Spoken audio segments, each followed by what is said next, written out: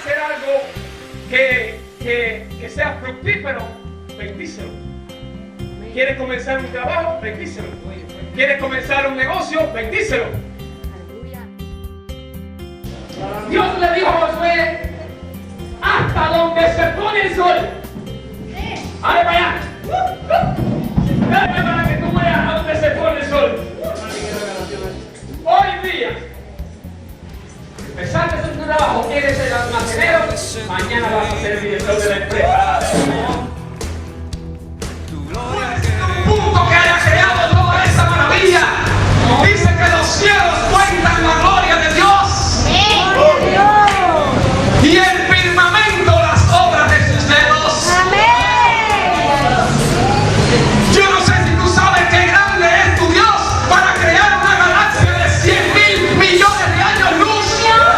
Y hay 100.000 millones de galaxias con 100.000 millones de años luz cada una. Yo te estoy hablando del Dios Todopoderoso. Ese es tu Dios. Ese es tu Dios. Ese es tu Dios.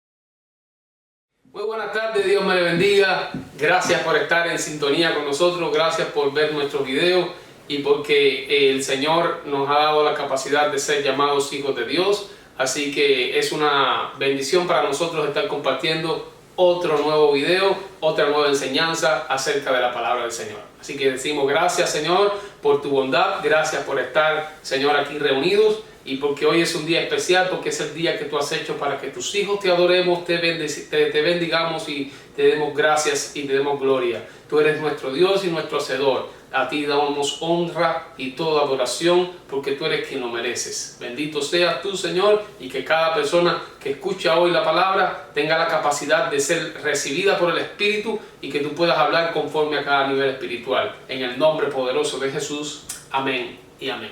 Hoy damos inicio a una nueva serie y quiero comenzar, antes de dar título, hablando acerca de lo que el ser humano por sucesión de tiempo, por temporada, por dispensación, ha tenido por motivación siempre. Y estamos hablando acerca del poder que el ser humano siempre ha anhelado.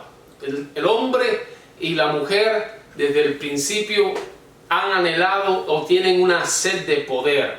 Esto lo vimos representado cuando en el Génesis capítulo 3 Eva es confrontada con la serpiente y la serpiente le habló y le dijo: bien sabe Dios que el día que comas de este fruto pues vas a ser como él. Dice que la mujer fue atraída por esta palabra que le soltó la serpiente y ella tomó del fruto. De manera que el hombre, desde el principio, hay algo que necesita para saciarse aparentemente y es el poder. El ser humano es anhelante, deseoso de poder de toda una vida, como decimos los cubanos. El poder desea ejercerlo, pero al mismo tiempo suele rechazar el poder ejercido por otro. Anhelamos tener poder sobre alguien, pero rechazamos cuando el poder es sobre nosotros. Ahora, el poder es simultáneamente un acto y la representación subjetiva de este acto. El poder existe desde todos los ámbitos de la vida y no hay nadie que se alcance o que se vaya fuera de su alcance, o sea, del poder.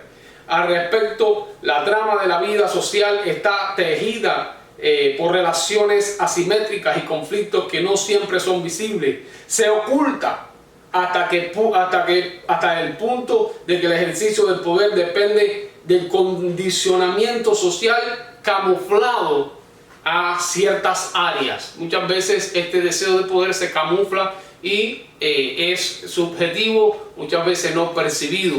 Pero la verdad es que detrás de una intención, muchas veces lo que hay es un deseo de poder. Esto es un concepto de poder un poco más a lo actual, que se dice que es la influencia que se expresa a través del control sobre los demás. Bueno. El deseo de poder y resultado de esto son las guerras, los conflictos científicos, económicos, sociales y sin faltar, en lugar a duda, los de orden religioso, ¿verdad? Si miramos una historia desde el punto de vista a lo que le llaman religioso, que es lo que más nos toca, y miramos a través del tiempo cómo la iglesia fue evolucionando y fue tomando este símbolo del ser humano, este ardiente deseo del ser humano que es el anhelo del poder. Y vamos a tocar un poco de historia. Vamos a hablar sobre el comienzo de la iglesia, como casi siempre estoy empezando las series. Y vemos que la iglesia, después que mueren los apóstoles, empezaron los llamados padres de la iglesia y los obispos. Luego que estos apóstoles ya murieron, dejaron establecido en los lugares donde se establecieron iglesias a personas que tomaron el lugar a lo que le llamaron los obispos, ¿verdad? Ahora, al cristianismo seguir expandiéndose y continuar, también se incorporaron muchas más persecuciones. Lo vimos en la pasada serie y vimos cómo los cristianos eran martirizados, eran consumidos a través de espadas y eran de muchas maneras mutilados a través del Imperio Romano. Ahora, después de que murieron los apóstoles, también los primeros cristianos, después de la muerte de los apóstoles, los que quedaron en ciertas áreas, los llamados obispos, estos también recibieron mucha persecución del Imperio Romano. La iglesia fue pasando por procesos a través de cada uno de los sucesores del Imperio Romano. Pero en el año, sobre el siglo III, el año 313 aproximadamente, vino un emperador llamado Constantino, ¿verdad? Si bien usted conoce la historia, o si no lo ha escuchado, pues pueda escuchar. Yo también tuve que leerla porque tampoco la conocía a mucha profundidad y todavía tengo que leer. El emperador Constantino lo que hizo fue alcanzar o percibir que la iglesia, con todas las persecuciones que había tenido, no había dejado de ser, o sea, no había perecido, y tenía él constancia de algunos emperadores anteriores que habían perseguido y mutilado y destruido a muchos cristianos, pero la iglesia seguía floreciendo, la iglesia seguía avanzando. Entonces, cuando él percibe estas cosas, dice: yo necesito a estas personas que a través de cada una de las temporadas que han pasado, ellos han permanecido fiel, y aparte de eso han crecido, se han ampliado, y yo necesito esto para acá. Entonces Constantino hizo que la religión cristiana fuera legalizada en su imperio. De manera que esto puso fin a las persecuciones, esto puso fin a las muertes a través de castigos y de mutilaciones del Imperio Romano con los cristianos, y puso cierta paz entre los cristianos, aparentemente. En el siglo V, para el año 500, el cristianismo se extiende por todo el imperio. Ya que no había persecuciones, ahora nada le impedía el crecimiento, e incluso florecieron mucho más. Y ya había llenado todo el imperio romano para el 500 después de Cristo. Entonces se extiende y llega a ser la religión primera del imperio romano. Estoy haciéndole un poco la historia porque necesito caer en el tema que no lo he dicho todavía.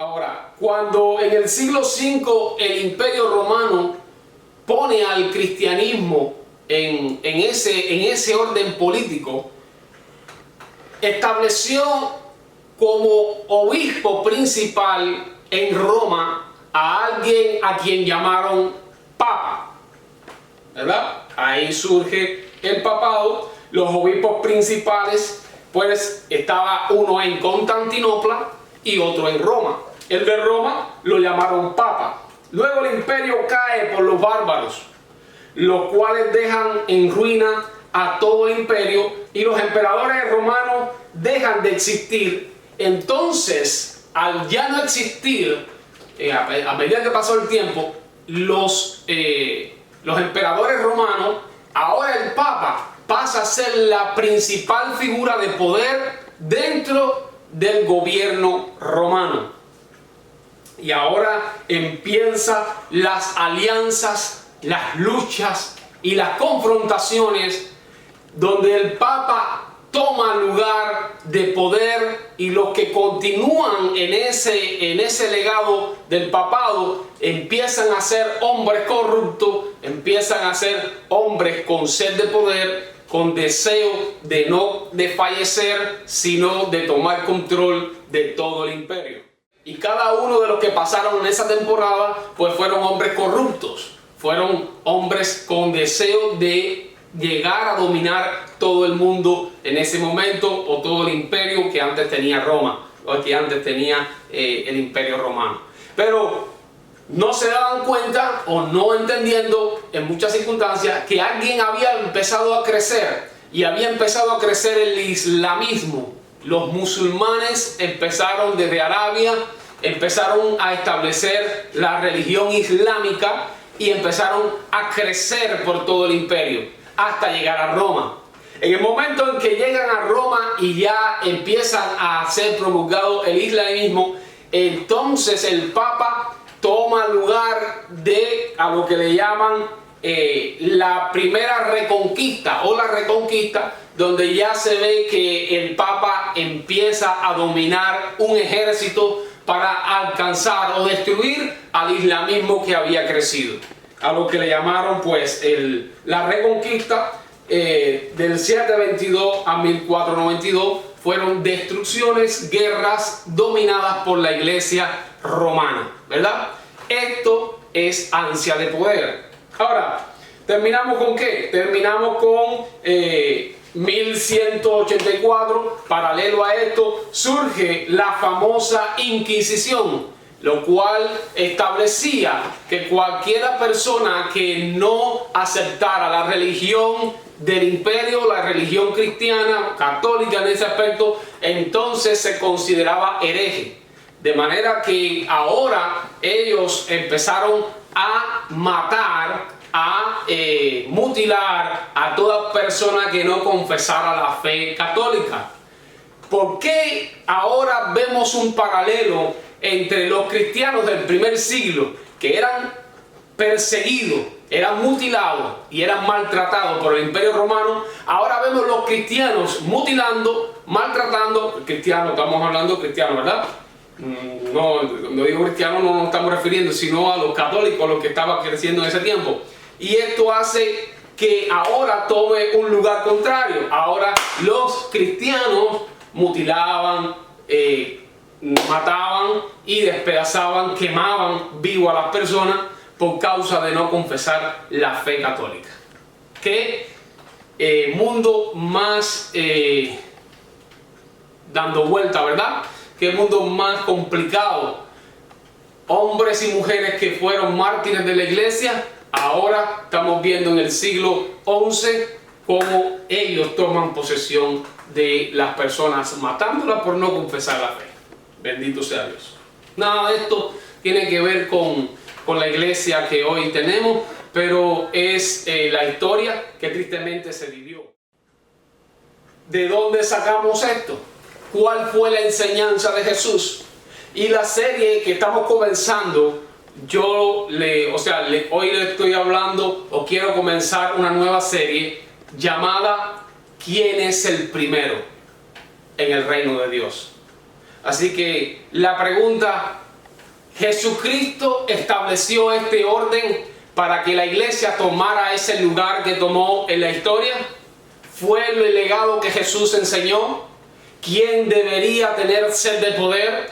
Es esto lo que Jesucristo sembró para la iglesia, que la gente tuviera deseo de poder, de manipular, de tomar posesión de la gente a través de la comunicación, a través de un mensaje, a través de conocimiento de la Biblia o a través de un milagro que pueda ejercer en el ser humano. Vamos a hablar de esto en esta temporada o en estos días. Y quiero ir a la Biblia, a Mateo capítulo 19 y verso 25. Este joven rico le dijo a Jesús que qué debería hacer él para llegar a alcanzar la vida, ¿verdad?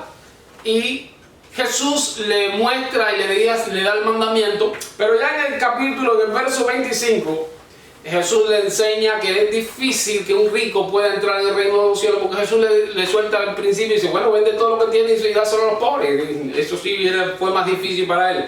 Ahora, sus discípulos, dice el verso 25, oyendo esto, se asombraron en gran manera diciendo, ¿quién pues podrá ser salvo?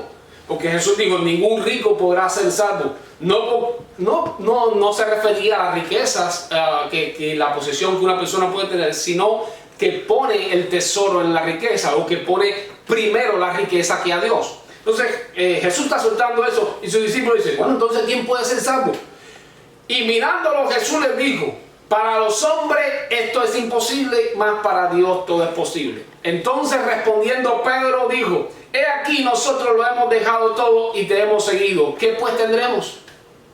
Jesús les dijo, de cierto os digo que en la generación cuando el Hijo del Hombre se siente en el trono de su gloria, vosotros me habéis seguido, también os sentaréis en 12 tronos para juzgar las 12 tribus de Israel. Ahora Jesús le está diciendo a los discípulos, pero un momentico, ustedes que lo han dejado todo y me han seguido, ahora yo tengo para ustedes, ustedes se sentarán en 12 tronos junto conmigo. Los está poniendo en un orden gubernamental, ¿verdad? Para juzgar a las 12 tribus de Israel. Y cualquiera que me haya dejado casas, o hermanos, o hermanas, o padre, o madre, o hijo, o tierra, en mi nombre recibirá 100 veces más en la vida eterna. Pues ni mucho, o sea, ni modo, ¿no? Porque qué más herencia para un ser humano, pues poder alcanzar la bendición de poder estar juntamente con Cristo en las alturas. Pero dijo Mateo 19, verso 30, pero muchos primeros serán postreros y postreros serán primeros. Ahora, este es verso de capítulo 19. Un capítulo adelante, al Jesús decirle que ustedes se sentarán en 12 tronos para juzgar las 12 tribus de Israel, se le presenta a Jesús un cuadro, una situación, una circunstancia. El mismo espíritu del deseo de poder se le estaba presentando delante a Jesús. Mire cuál es el tema. Pedro le dice, y nosotros que lo hemos dejado todo. ¿Tendría Pedro lo que tenía el joven rico? Pedro lo que tenía era una barca con 4 tendederas de red para coger 4 pescados y sustentarse. El joven rico era una persona de riquezas, aparentemente tenía mucha plata, mucho dinero. ¿Cuál es la diferencia? Bueno, para el joven rico su dinero era su tesoro. Para Pedro su tesoro eran sus barcas y sus redes. De manera que es el mismo plano. Ellos lo dejaron todo. Ni modo que fue el tesoro del joven rico, pero fue su tesoro. Por tanto, es la misma medida. Porque lo dejaron todo por seguir al Señor. Jesús lo entiende y presenta esto. Y dice, pues ustedes van a juzgar las 12 tribus de Israel. Eso llegó ahora a un problema, a una situación a Jesús. Miren cuál fue la situación. Capítulo 20, verso 21. Un capítulo adelante. Verso 20, perdón. Entonces la madre de Jacobo y de Juan, junto con ellos, se acercó a Jesús y arrodillándose, le pidió un favor. ¿Qué quieres?, le preguntó Jesús, de la Nueva Versión Internacional. Ordena que en tu reino uno de estos dos hijos míos se sienten a tu derecha y a tu izquierda. Mira cuánto deseo de poder, ¿verdad? Jesús le había dicho en un capítulo anterior, o quizás en un marco bien cercano en la historia: ustedes van a jugar, van a estar en 12 tronos. Y a la madre de los hijos se le dijo que escucha esto y dice: ah, pues yo voy a hacer un pedido que esté bien pegadito a él, que sea uno de mis hijos y el otro de mis hijos. Mis dos hijos bien pegaditos a él. Es el mismo deseo de poder, es la misma sed de fama, es la misma sed de pompa del ser humano. Y Jesús le dijo: no saben lo que están pidiendo. Ahora Jesús habla en plural. Dice que aquí se le acerca la madre de los hijos de Zebedeo, o sea, la madre de Juan y de Santiago. Pero ahora Jesús le dice, o sea, ahora la Biblia da a entender, porque Marcos pone este mismo pasaje, lo pone que vinieron Juan y Santiago, no la madre. Mateo lo pone como que la madre estaba también incluida, la madre es quien le hace el pedido. En Marcos omite la madre y Juan y Santiago fueron los que se acercaron, de manera que se entiende que estaban los tres, la madre, Juan y Santiago, y los tres querían el mismo deseo. Por eso ahora le responde en plural y le dice: no saben lo que están pidiendo. ¿A quién se lo dicen? A ellos tres, ¿verdad? No saben lo que están pidiendo. Les replicó Jesús: ¿pueden acaso beber el trago amargo de la copa que yo voy a beber? Y ellos dijeron: sí podemos. Oh my God. Ciertamente beberán de mi copa, les dijo Jesús, pero el sentarse a mi derecha o a mi izquierda no me corresponde a mí concederlo. Eso ya lo ha decidido mi Padre. Cuando lo oyeron esto, los otros 10 se indignaron contra los 2 hermanos. Imagínate, todo el mundo quiere lo mismo. Tremendo, hermano, es que es peligroso.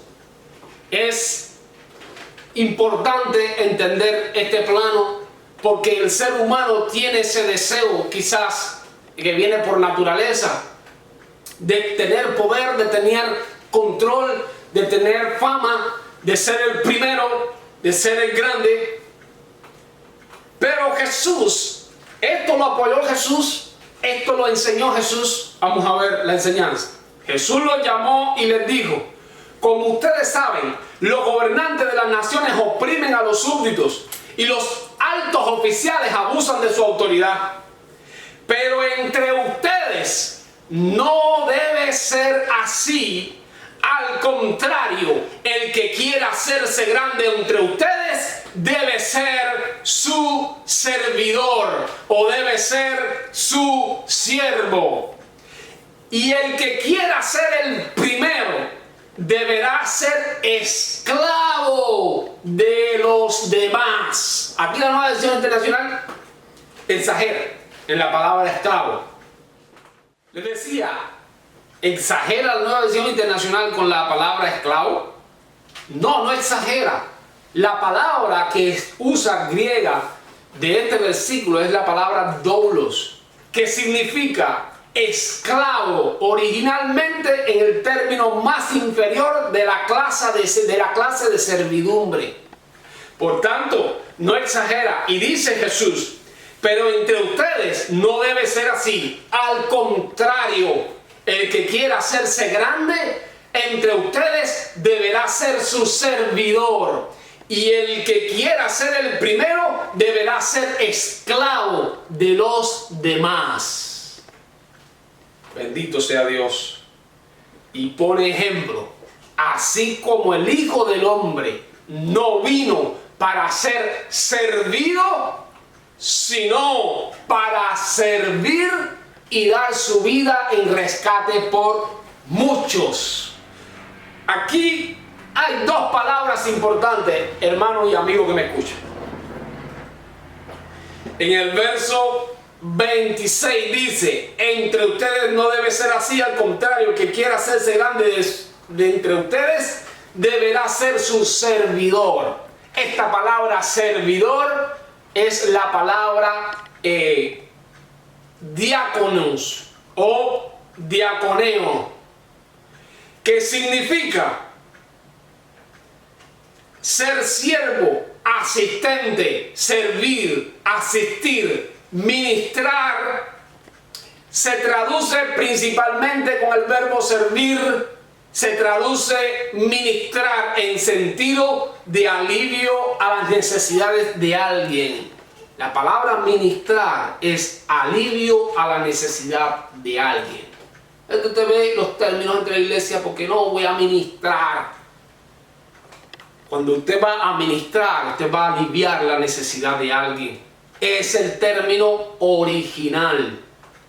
De ahí para allá, todo es un ansia de poder, donde se ha jerarquizado cada una de las enseñanzas que Jesús muestra en las Escrituras. Por tanto, el que quiera ser el mayor debe ser subdiaconeo, siervo, y el que ustedes quiera ser el primero deberá ser esclavo, doulos. Hermano y amigo que me escucha, esto muchas veces suena hasta de juego, por los principios que hoy vivimos en términos jerárquicos, no solamente en el gobierno, no solamente al ver la corrupción y los sistemas de gobierno cómo se enriquecen, como Jesús lo dijo, dice los reyes de las naciones y los altos militares, como dice, pero dice, como ustedes saben, los gobernantes de las naciones oprimen a los súbditos y los altos oficiales abusan de su autoridad. Pero entre ustedes no debe ser así. Bendito sea Dios. Entonces, ¿cuál es la diferencia, hermanos amados, de los términos que se usan en el tiempo de Jesús a los términos que se usan hoy? Usted puede decir, bueno, eran otras épocas, ahora es diferente. En el tiempo de Jesús, los gobernantes oprimían. Hoy vemos muchos gobernantes oprimiendo. Los altos oficiales abusaban de sus súbditos. Hoy vemos como altos oficiales abusan. Por tanto, el término no significa que haya diferencia por causa de la época que él vivió y la época que nosotros vivimos, porque existe la misma razón, y la razón es el ansia del ser humano, el deseo de poder, de dominar, de oprimir. Eso está intrínseco, eso está adentro del ser humano. No hay diferencia en el tiempo. Los términos, aunque parecen diferentes tiempos, el término es el mismo. Jesucristo está hablando de la misma situación. Pero entre nosotros, entre ustedes, hermano amado que me escucha, hoy vemos iglesias, lugares donde el centro, lejos de ser Jesús, está siendo santificado un papa. Como mismo el deseo de poder en muchos lugares, no estoy generalizando, en muchos lugares, hoy las personas idolatrizan esa pirámide donde hoy solamente uno es quien tiene el dominio y el control de todo. Eso no es el modelo de Jesús, bendito sea Dios. Y el que quiera hacerse el primero debe ser su esclavo. ¿Cuántos esclavos usted ha visto aquí de ministros, hombres, ayudando y dándose por otros? Bendito sea Dios. Lejos de tener un sistema de pirámide donde solamente es intocable. Bendito Dios. Cualquier parecido puede ser casualidad. Yo no estoy hablando de alguien, estoy hablando la palabra de Dios, y voy a tratar de hablar menos yo y más la palabra. A mí me gusta que sea así. Algo similar pasó en la última cena de Jesús. El deseo es el mismo. El deseo es el mismo que tenían los discípulos, los hijos de Zebedeo, Juan y Santiago. Entonces, estamos hablando que son los mismos deseos nuestros quizás. Vamos a ver.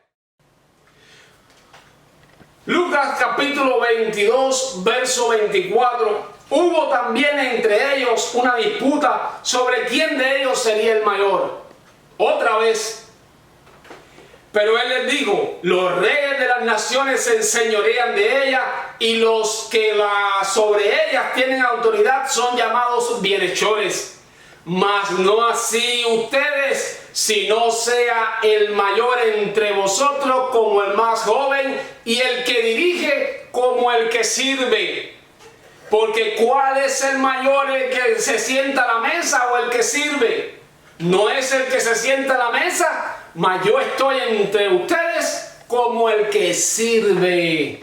Bendito sea Dios.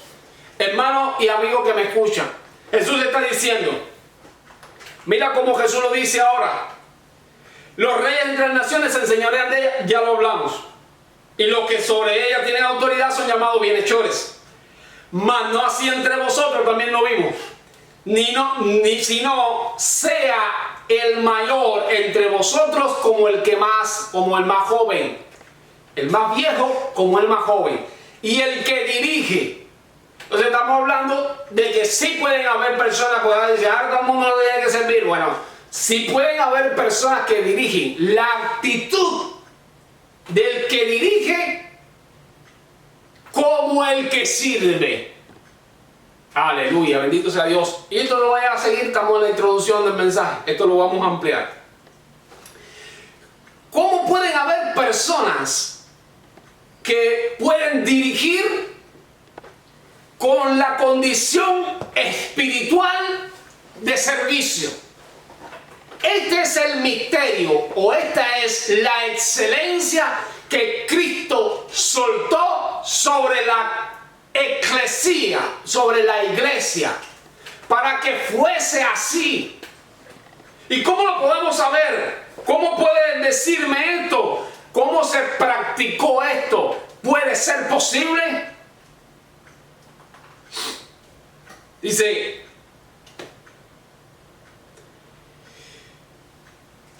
mira esto.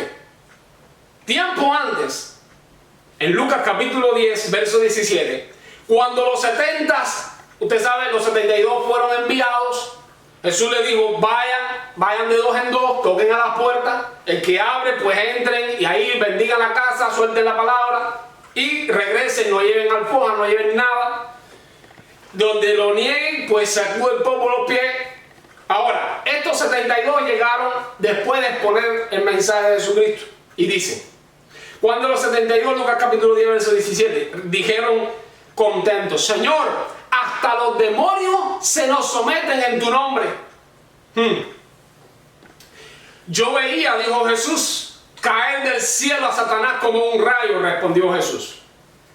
Si les he dado... Sí, dijo Jesús, sí, les he dado, esta versión no es versión internacional. Sí, les he dado autoridad a ustedes para pisotear serpientes y escorpiones y vencer todo poder del enemigo y todo, dice, y escorpiones, y poder vencer todo poder del enemigo y nada les podrá hacer daño. Previamente a que este acontecimiento pasara, Jesús empodera a sus discípulos. ¿Cómo? Pregunta, ¿cómo tener poder y a la misma vez actuar como un siervo? Amigo, hermana que me escucha, esto es principal para sostener el equilibrio de lo que Cristo mandó a la iglesia. ¿Cómo poder tener poder? ¿Cómo poder ejercer dominio sobre los principados, las potestades y extender el reino de Dios sin que la fama se nos suba a la cabeza, hermanos? Sin que esto inunde nuestro corazón y se conecte al deseo interno de poder, de sed de poder que tiene el ser humano desde el principio. Porque es peligroso Cuando nosotros somos empoderados, por eso dice, ay Señor, ¿por qué no me das poder? El Señor conoce. Lo que pasa es que cuando el ser humano se va de control, luego no lo para nada, porque el ser humano abandona a Jesús y continúa en su abundancia y en su fama y en su deseo de poder. Y muchas veces Jesús está a 1000 kilómetros y los vemos por allá y grandes y altísimos, más que Dios. Esto sucede, ¿por qué? Porque es peligroso, es un hilo muy fino entre el empoderamiento que Jesús le suelta a la iglesia y el deseo de poder que tiene el ser humano adentro. Si ese hilo no conectan y se pueden separar, es tan fino que tú y yo no sabemos cuándo te sobrepasa. Es peligroso, amigo y hermano que me escucha. ¿Le fue peligroso a los apóstoles? No le fue. La madre de los hijos de Zebedeo. Si le pasó a ellos, ¿por qué no nos puede pasar a nosotros? Tenemos que estar conectados con el Señor. Escuchar diariamente. Este no es un mensaje nuevo. Esto no es un mensaje, una gran revelación. Esto es lo claro, lo específico que Jesús está poniendo desde el principio y que hoy no se practica en muchos lugares. Bendito sea Dios. ¿Quién es el mayor? Entonces, la misión de los 70 contrarresta una vida de siervo porque muestra autoridad. No. Ellos fueron empoderados, pero Jesús los corrige y les enseña: entre ustedes, el que quiera ser el grande, tiene que ser diácono. Y el que quiera ser el primero, tiene que ser doulos. ¡Ja! Bendito sea Dios. Son opuestos los sentimientos. Es una oposición lo que Jesús está ejerciendo entre la realidad y lo que Él da. ¿Cómo combinar esto? Solamente por el Espíritu de Dios, porque cuando el Espíritu llega, por eso cuando Jesús fue a lavarle los pies a los discípulos, Pedro le dijo: yo nunca permitiría que tú me laves los pies. Y le dijo: si no te lavo los pies, no tienes parte ni suerte en el reino. Hermano, porque Jesús está soltando un principio. Hagan esto. Por supuesto que no nos lavamos los pies. ¿Por qué? Porque en aquel tiempo se usaban sandalias, el polvo era demasiado y parte de la higiene era lavarle los pies.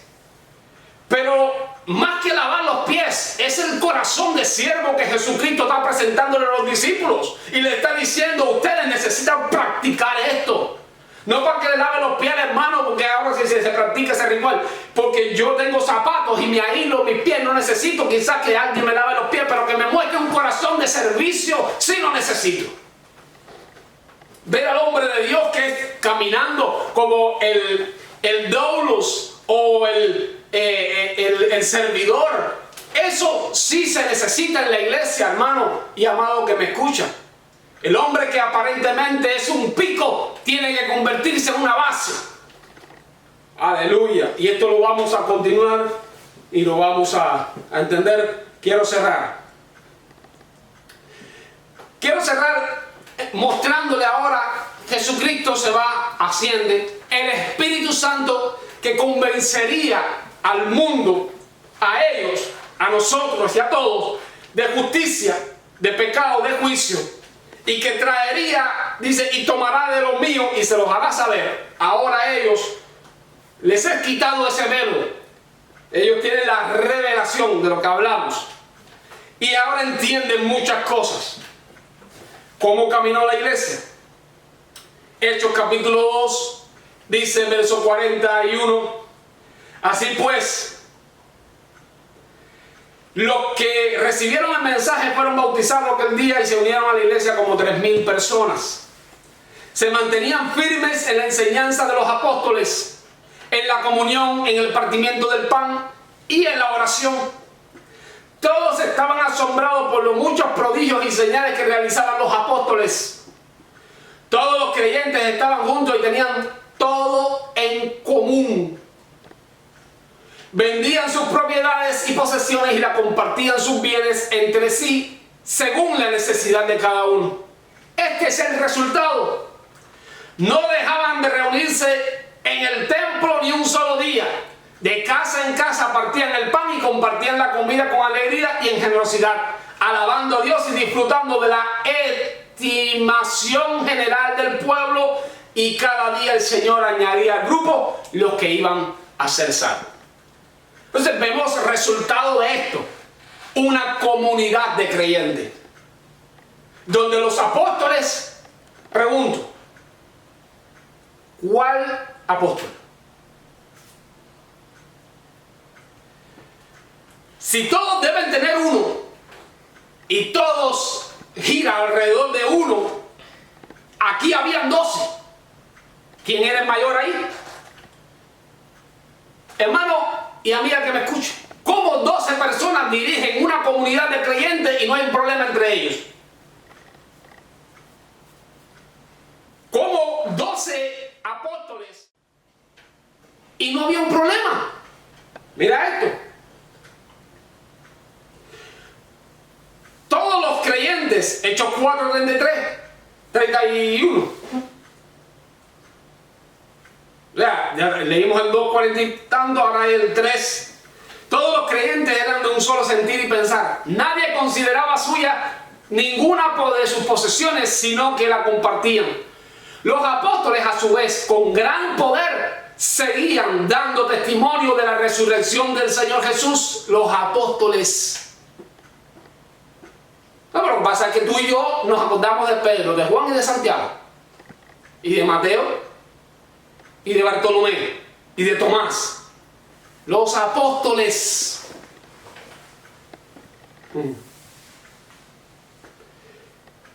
Dice, pues no había ninguno necesitado en la comunidad. Quienes poseían todas las cosas, terrenos, lo vendían, le llevaban el dinero a las ventas y lo entregaban a los apóstoles. ¿A quién? A Pedro. ¿A Juan? A los apóstoles. Para que se distribuyeran a cada uno según la necesidad. José, un levita natural de Chipre, a quien los apóstoles llamaban Bernabé, que significa consolador, vendió un terreno que poseía, llevó el dinero y la puso a disposición de los apóstoles. Bendito sea Dios. Junta a 12 apóstoles aquí ahora para que tú veas. Y mételos a dirigir una iglesia. ¿Quién es el mayor? Pero sigue en el capítulo 5.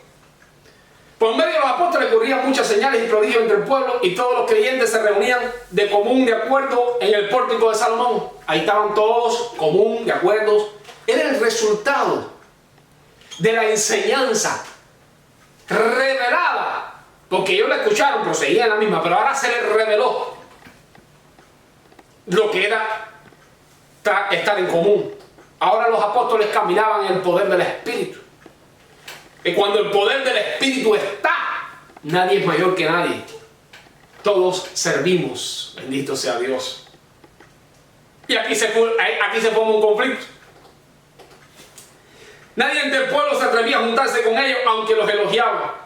Y seguía aumentando el número que los que creían y aceptaban al Señor. Era la multitud de hombres y mujeres que hasta sacaban los enfermos en las plazas y ponían colchonetas y camillas para que al pasar Pedro, por lo menos, su sombra cayera sobre alguno de ellos. También los del pueblo de Jerusalén acudían a las multitudes que llevaban a personas enfermas y atormentadas por espíritus malignos, y todas eran sanadas. Hechos capítulo 6.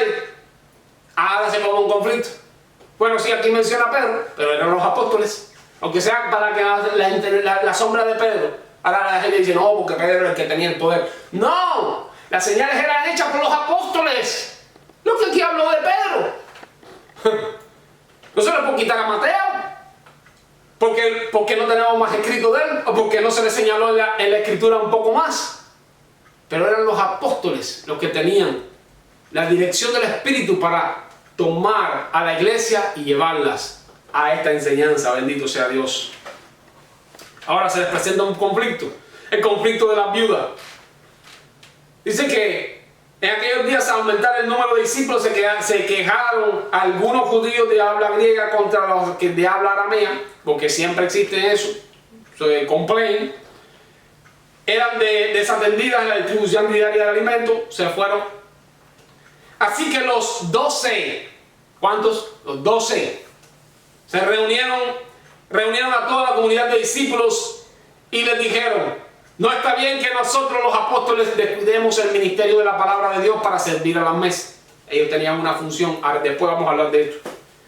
Hermanos, escojan entre ustedes a 7 hombres de buena reputación, llenos del Espíritu Santo y de sabiduría para encargarles esta responsabilidad. Así nosotros nos dedicaremos de lleno a la oración y al ministerio de la palabra. Esta propuesta agradó a toda la asamblea. Escogieron a Esteban, hombre lleno de fe y del Espíritu Santo, y a Felipe, y a Prócoro, y a Nicador, y a Timón, y a Parmenas, y a Nicolás, y el prosélito de Antioquía.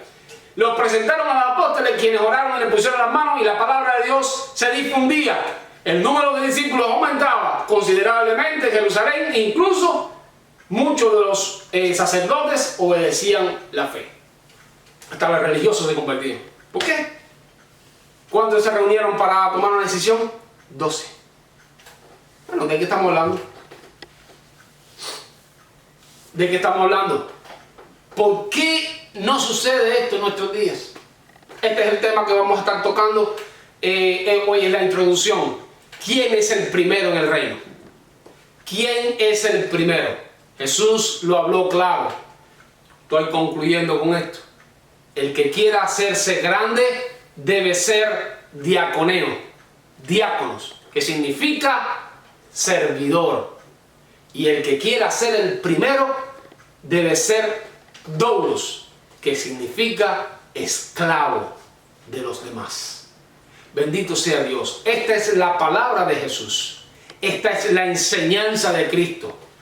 Ahora, es cierto de que todos tenemos una función diferente. Vamos a hablar en el próximo mensaje acerca de la función. No todos son apóstoles, no todos son profetas, no todos son evangelistas. Eso es verdad. Por tanto, si existe quien ayude, si existe quien pueda extender la palabra, si existe quien pueda profetizar, si existe quien pueda sanar. Todo está en uno llamado el cuerpo de Cristo. De esto vamos a hablar en el próximo mensaje. Dios me le bendiga. Vamos a orar y decir: gracias, Señor, por esta palabra. Te bendigo, Dios, porque la palabra que es expuesta tiene capacidad para ser de lámpara a nuestros pies. Oro para que esta palabra, Señor, ilumine el entendimiento por el Espíritu de Dios y traiga la enseñanza necesaria a cada uno de los hermanos y amigos que me escuchan. Dios me le bendiga. Gracias por escucharnos. Amén.